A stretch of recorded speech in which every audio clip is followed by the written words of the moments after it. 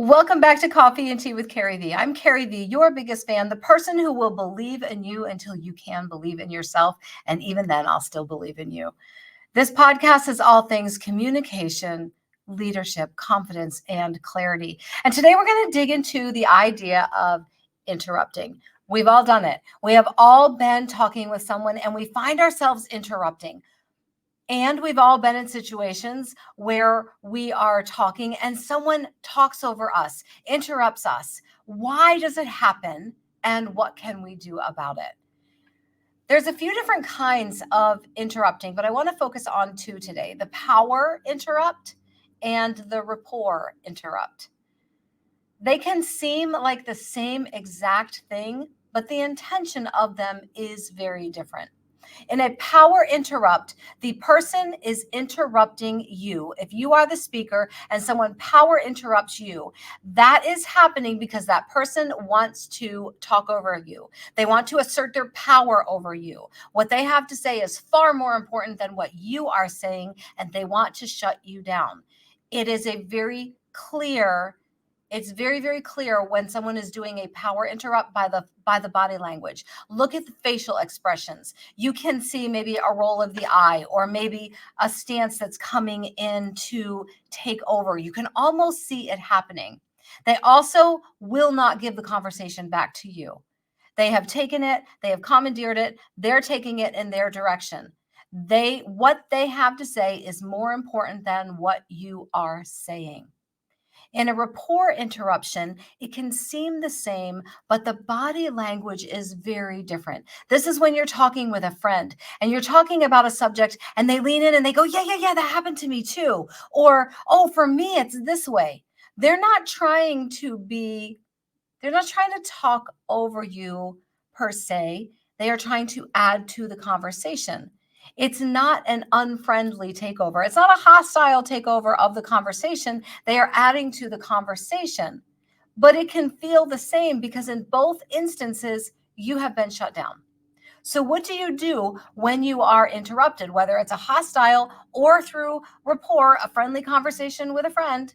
What do you do with that? How does it make you feel? For me, it makes me feel not valued. It makes me feel angry. It makes me feel like shutting down and just not joining the conversation anymore. And in some cases, that is the path I take. If someone does a hostile takeover of the conversation, I will simply put an end to the conversation and walk away because that person is not interested in a conversation anyway. They are interested in talking over you, and they will keep doing it in a very hostile way.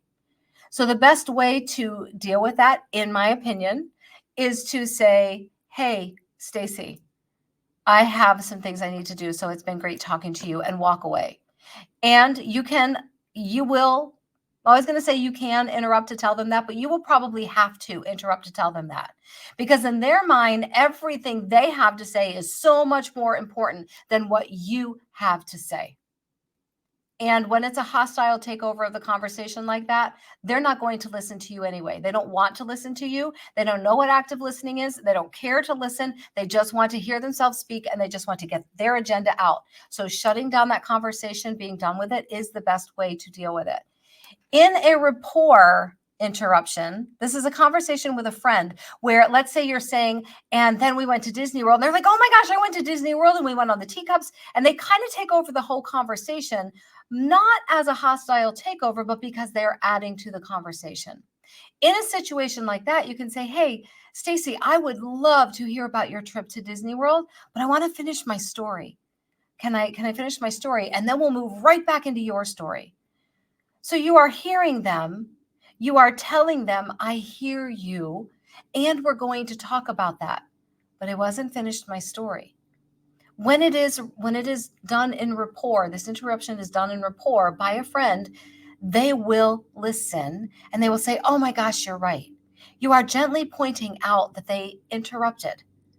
People with ADHD will often interrupt without even realizing it. They need help. People who are very talkative, like me, sometimes we just don't realize that we have interrupted. And it's okay to say, hey, Carrie, you interrupted. I'd like to finish my story, but I do want to hear what you have to say. I appreciate those reminders very much, because I don't mean to talk over people. I don't mean to take over the conversations. It is something that I've worked on my whole life. And when a friend breaks into a conversation with me and interrupts, I am the one who will say, hey, we can come back to that, but I need to finish my story, or I'd like to finish my story, or go ahead and finish your story, and then I'll come back and finish my story. There are ways to gently point it out. Being interrupted isn't pleasant. It doesn't feel good. It feels like you don't matter. But take very careful, close attention, pay very careful, close attention to the person who actually did the interrupting. Did they truly mean to offend you, insult you, take over the conversation because they think you don't matter? Or is it someone who has interrupted you because they're excited about the conversation and they're friends and they just want to add to the flow of the conversation? They're two different things. Read the body language, read the facial expressions. You'll know someone who is doing a hostile takeover of a conversation looks hostile. They look mean. It's hard for me to look mean. Someone who is in a rapport interruption will be smiling, leaning in, laughing. They are simply keeping the conversation going. And most of the time, they don't even realize that they have interrupted. So consider the source, consider the actions, the facial expressions, the body language, consider all of that, and then react appropriately. Shut down the conversation and be done, or gently point out that you weren't done your story yet. And allow yourself to tell the story, and then listen to the other person's story. And then that person will learn to have a give and take flow in the conversation without the need to interrupt. It's all about learning, and we all have something that we are working on and learning. Being interrupted, not a fun thing, but you can handle it, and how you handle it depends on the intention of the person interrupting you.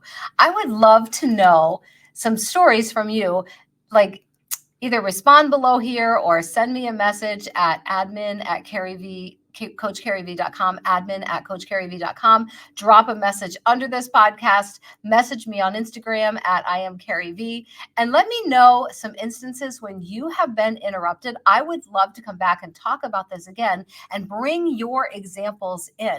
Did it frustrate you? Did it make you laugh? Who was the person, not by name, but what was the relationship with the person who was interrupting? How did you handle it? How did it make you feel? I would love to know all of those things.